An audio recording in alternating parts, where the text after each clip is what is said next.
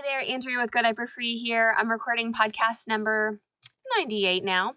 Observation and Intuition Equals Success. It's a guest podcast from our coach, Kate Falk, up in Jackson, Wyoming, who is amazing. So let's go ahead and record this now. Welcome to the Go Diaper Free podcast, where we're all about helping you potty your baby as early as birth. I'm your host, Andrea Olson, author and mom of 5 babies, all EC'd from birth, all out of diapers by walking. This is episode 98, Observation plus Intuition equals Success.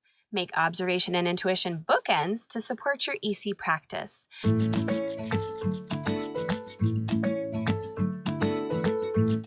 So this is actually a guest post today, you guys, from Kate Falk. She is our certified Go Diaper Free coach in Jackson, Wyoming. She's a mom of 2 boys. She did a EC with both of them. She is absolutely amazing, single mom, just rocking it. She has her own business. She does teaches reading therapy or does reading therapy with children and their parents. And she owns a company called pottytunities.com, where she consults with people on EC and potty training in her area and also really anywhere remotely if you guys would like to reach out to her. I'll have her info over on the show notes, which are at godiaperfree.com/98, where I will also link to anything that she mentions in today's episode. We will also be replying to comments over there, so just come on by when you're finished. And here is her wonderful post. Here's something I have learned from personal experience in coaching families who practice EC. 2 aspects of the EC practice, observation and intuition, are very supportive and informative when used in conjunction. I've found, though, that individuals tend to rely upon and believe in the value of one of the 2 aspects, either observation or intuition, rather than using them together as bookends to support the practice and give it cohesion. So observation is a routine that provides very concrete and clear information, such as, my baby almost always poops within minutes of feeding, or my baby pees 2 to 3 times in 30 minutes after waking.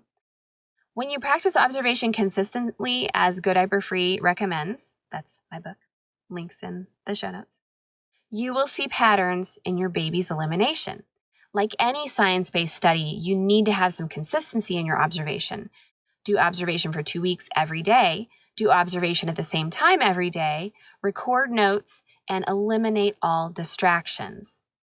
Observation is a must at the start of your EC practice. It is time set aside from the busyness of your day when baby can communicate and show you what he does right before and during elimination. Then during the rest of the day, you will see the same behavior or sounds and know that pee or poop time is near. During observation, you will see how pee and poop are synced with the rhythms of the day, such as feeding or waking. You will be able to take the evidence gathered during observation and use it to decide when it makes sense to offer potty-tunities or opportunities to go potty. Observation also allows you to be responsive to your baby's communication, even when it's subtle and without words. Observation is a must when things change, and things are always changing. That's about the only reliable thing in the first 18 months of your baby's life. So you do observation when your baby hits a developmental milestone, or his sleeping or eating habits change, or when something shifts in your or your family's life, like work, sleep, living space, relationships, etc. Everything in our world and lives are connected, so when one thing shifts, it sets in motion many other shifts, which likely includes your EC practice. EC's philosophy honors a baby's desire to be clean and his ability to communicate this desire. If this philosophy resonates with you, then it makes sense that baby is going to change his elimination patterns, positions, and rhythms when there's a change present in his world. What to do? How to stay connected with your baby's ever-evolving world? Do observation. Families rarely challenge the importance of observation. Without it, an EC practice is unstructured, consequently messy, and typically frustrating. You as a parent really don't have anything concrete to rely upon or structure the practice around without observation. Without structure, the baby isn't going to be able to communicate his needs effectively. Communication is a 2-way street. You set the structure by knowing what to look and listen for. And you guys, this is Andrea here chiming in. I'm going to include our observation log in this podcast so you can download it. And that way you can do exactly what she's saying in this first half of her episode. Okay, let's continue with Kate's post. But what about intuition? Woo-wee! The topic of intuition makes a lot of families squirm. Unlike the information that comes forth through observation, which feels concrete or black and white, intuitive knowing is very fluid and in the gray zone. I didn't tap into intuition as much when I practiced EC with my first child, but when I practiced EC with my second child, intuition was a cornerstone of the practice. I knew about intuition the first go around, as it is one of the 4 roads to potty time in Andrea's book, but since it was the last of the 4 roads described, I considered it as bonus material. Yet I know Andrea has said again and again that an EC practice can be informed by any combination of the 4 roads. You can rely solely on one road or utilize all 4. And you guys, this is baby signals, baby's natural timing, generic or transition times, and intuition. Those are the 4 roads. You can rely solely on one road or utilize all 4. In my practice, however, I want to share that relying upon intuition made EC more relaxed, and I caught a lot more peas and poops with my second. Intuition is real.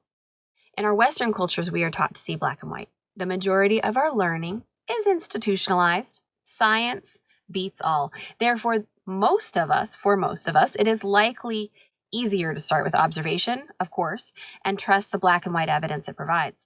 However, for over half of the world who trust that babies have body awareness and their babies are out of diapers by 1, she's going to mention that, the ability to communicate and the ability to control their bladder and sphincter and consequently have babies who are toilet independent by 1 year of age, practicing EC is culturally typical and second nature. It's the norm. Parents feel supported in the process. Everyone's doing it. You know it works. You know how to see baby signals, cues, and squirms without ever doing formal observation.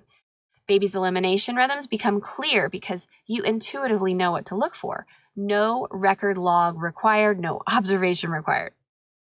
For me, having done EC with 1 child, feeling that the process was positive and having a child out of diapers by the age of 2 provided me with the experience and cultivated the confidence that the second time around, EC was just going to happen. Yes, I was going to put in the time. I was going to catch some peas and miss many more. There were going to be months of seeming progress to be followed by a month of resistance.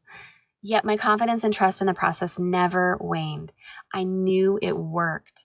I knew EC was beneficial for my sons, the environment, our bank account, and our family. It was simply what we did. Ultimately, I was more relaxed and graceful. It is that attitude that allows intuition to shine. So what did intuition look like for me? Just as Andrea describes, I would feel the wet spot while wearing my son, thinking I got peed on, only to remove him from my back and learn that my shirt was in fact dry. I'd offer a potty tunity and voila, he'd go. Interestingly, I have experienced that in recent years while wearing, holding, and caring for friends' children who do not practice EC, I've experienced the same thing. I'd say that about half of the time the baby would eliminate when given the opportunity, despite not practicing EC. Routinely, I also experienced the flash, out of blue thought, baby needs to go. Intuition is truly just a feeling, like a hunch. Granted, I knew my baby signals and rhythms through observation when the intuition rang loudly. Observation and intuition worked together as bookends to make EC solid. For me, it was reassuring to have both the science, observation, and the trust, intuition.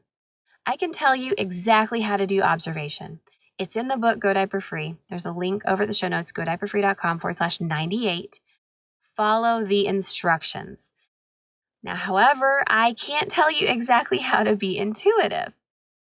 For me, it was slowing down, being present, engaging with my babies, and repeating, "It's all going to be okay, Kate," as a mantra of sorts. I repeat that mantra during the rest of the day as well. I trust that amidst all the change and chaos that is present in our world, I can care well for my babies and listen to what they are saying. I'm curious though, how are other ECing families cultivating intuition? What does it look and feel like? Did it come easily for you?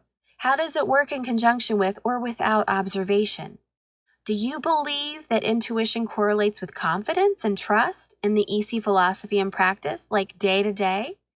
Please share in the comments over at godiaperfree.com/98, where we will reply to all of you and tell us, okay, this is not Kate's words, these are my words now. Please tell us, how have you cultivated intuition? What does it look and feel like for you? Did it come easily? How has it worked with or without observation? Do you think that intuition really equals trust and confidence? What are your thoughts? We will see you over there. Kate, thank you for the magnificent, wonderful guest post. I really appreciate it. You guys, if you want to bring EC to your town and you want to join our coach program, just get some information about it at godiaperfree.com/coach program. And I would love to see you over in the comments. Till next time, happy potting, you guys. I'm Andrea Olson, and you've been listening to the Go Diaper Free podcast at godiaperfree.com. I'll see you then. Okay, there you have it. Please comment below on all those questions that Kate has, and we'll respond to your comments below. And have a wonderful day. Take care.